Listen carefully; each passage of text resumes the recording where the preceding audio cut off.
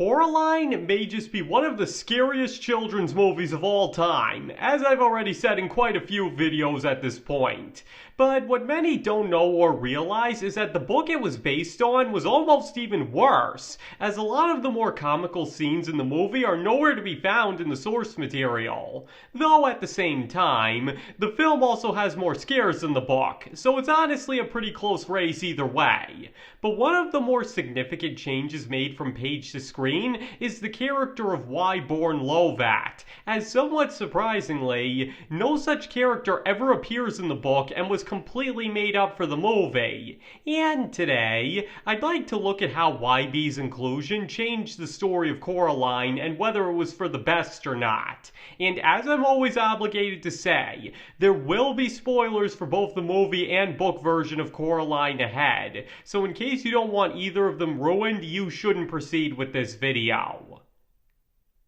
Okay, so to get right into it, the character of Wybie was one of many additions that Henry Selick made to the story of Coraline, with his reason being that he felt Coraline should have a friend her own age. And not to mention, his inclusion also allows for some exposition from the book to be conveyed to the audience in a natural way, as obviously the film doesn't have the luxury of a neutral narrator that can give out information as needed. And there's also that his scenes allow the film to run longer, as the book was pretty short and probably wouldn't have been long enough for a feature-length film had it been a more straight adaptation. So all of that being said, he definitely manages to fill all of these roles quite well. His dynamic with Coraline is a very believable one, with her finding him annoying, yet growing to like him over time as he tries to help. And what also helps is that he never really takes over the narrative, only showing up when needed and reinforcing that this is Coraline's story and nobody else's.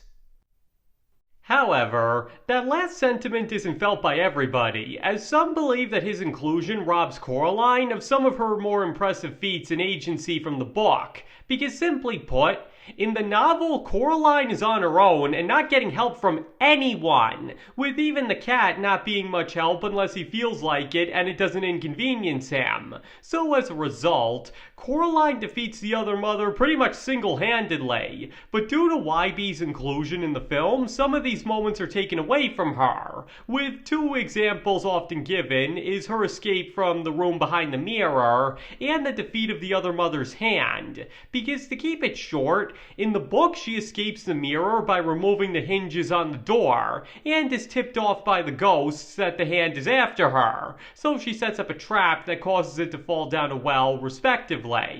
But in the movie, the other Wybie rescues her from the mirror, while the real Wybie has to help her defeat the hand because here she isn't properly warned that it's after her, and thus isn't prepared for it. So now the question must be asked, do these moments take away from Coraline's character and inadvertently make the story about him?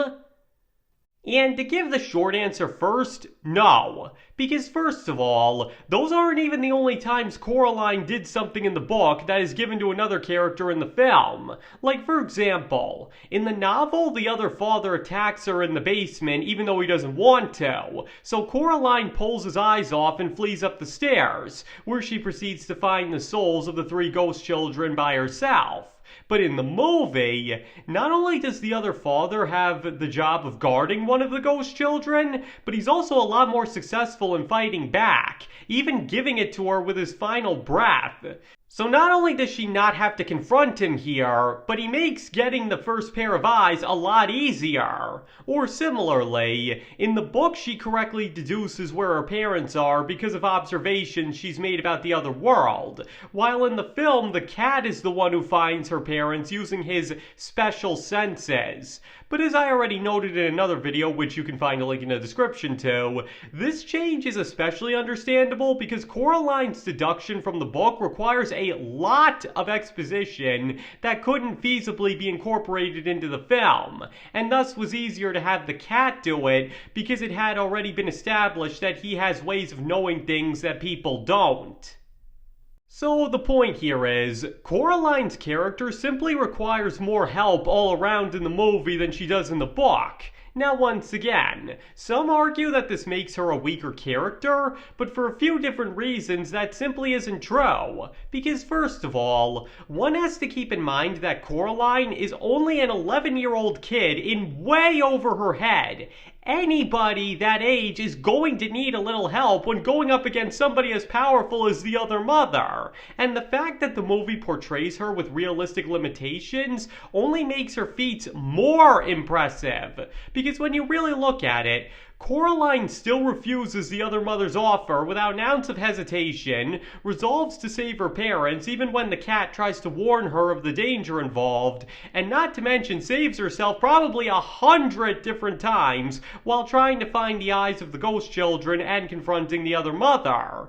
I mean, things like defeating the plants, using the flashlight to attract the dog bats, and her claiming her parents are behind the door to trick the other mother into opening it are all feats of strength and intelligence that belong to her and her alone. And that's only just a couple of examples. There are plenty more I could go over. So as I just said, the fact that she needs to be helped out a few times or occasionally shows weakness only serves to make her character stronger because she still perseveres despite that. And as I just said, many also have to keep in mind that she's only a kid, which makes the fact that she might need some help even more understandable. Seriously, could you have done at 11 half of what she does?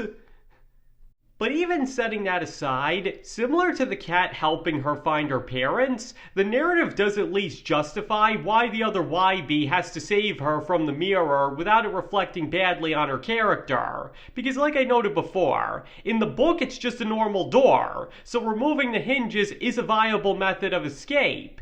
In the movie, however, it's a one-sided portal. It's even specifically shown that getting out of it is impossible without somebody still partially on the other side to pull you out. So as a result, there's physically no way Coraline could get out of that room on her own. Even Einstein couldn't do it.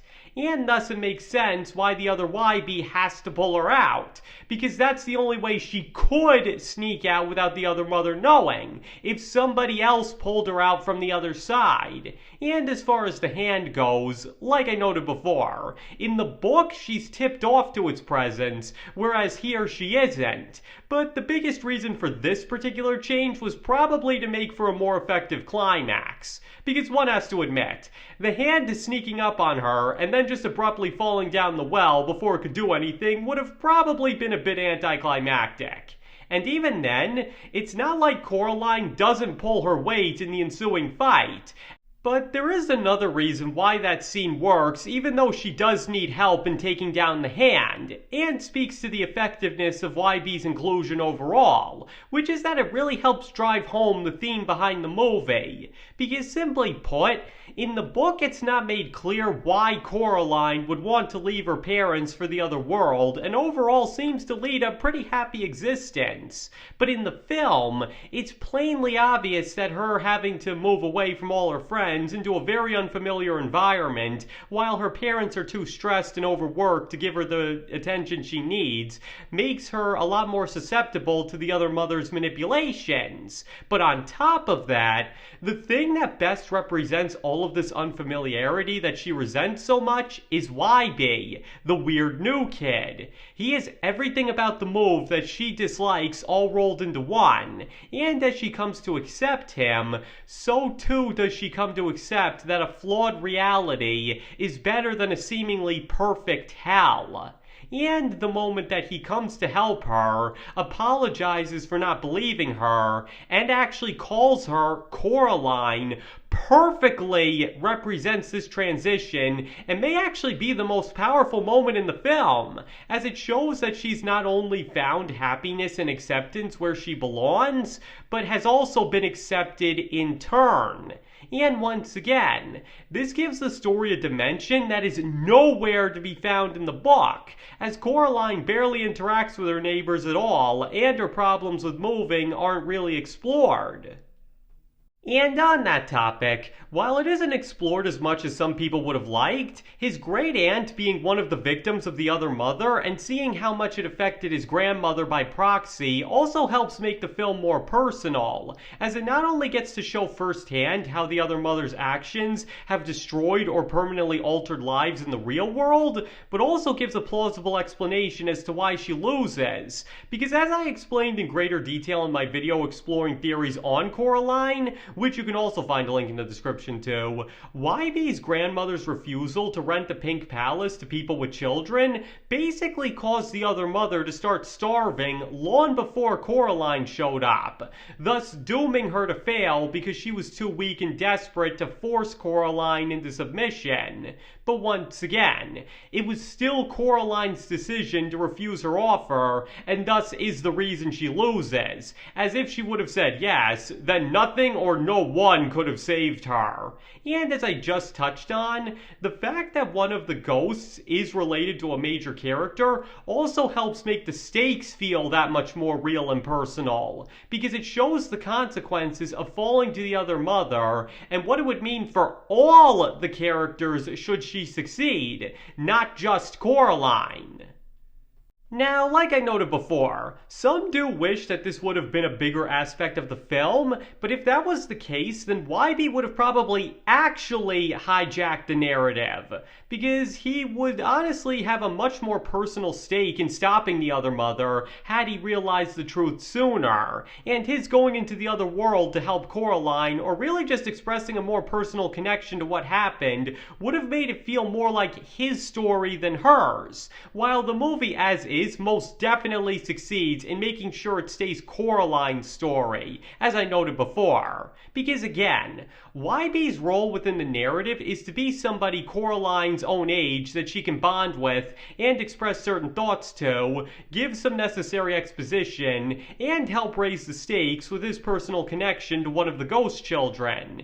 And even his otherworld counterpart succeeds at this too, as not only does he also allow somebody for Coraline to express her thoughts to, and provide some early hints that things aren't as great as they seem, but he also helps raise the stakes by actually dying. Seriously, long dead ghost children is already bad enough, but having a pretty important character actually be killed off for disobeying the other mother really spells out to the viewer that the stakes are real and that this is a villain that is not to be messed with. It was honestly a pretty bold move for a kids movie, but in a case like this, it was most definitely for the best.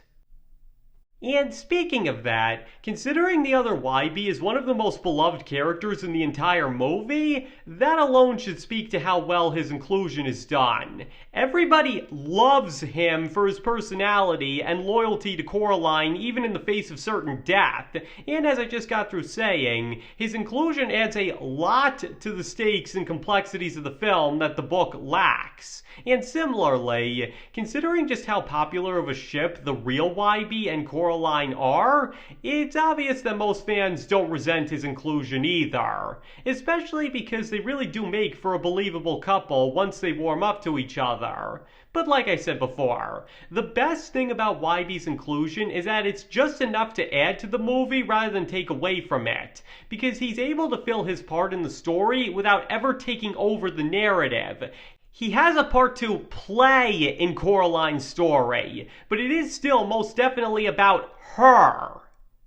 So while it is understandable that some might feel that he plays too big a part in the narrative, in actuality, Wybie plays pretty much the perfect role for a character not present in the source material. Because unlike what I said in my video on new characters, which you can also find a link in the description to, Wybie's inclusion is not to the film's detriment and serves to enhance Coraline's story rather than take away from it. Especially because he helps contribute so much to the overall themes of the movie, as I explained before. In the end, Wybie may not have necessarily been a needed addition to the story, but he helps make the movie a lot better by being in it. And that's honestly all anybody could ever ask for from such a character.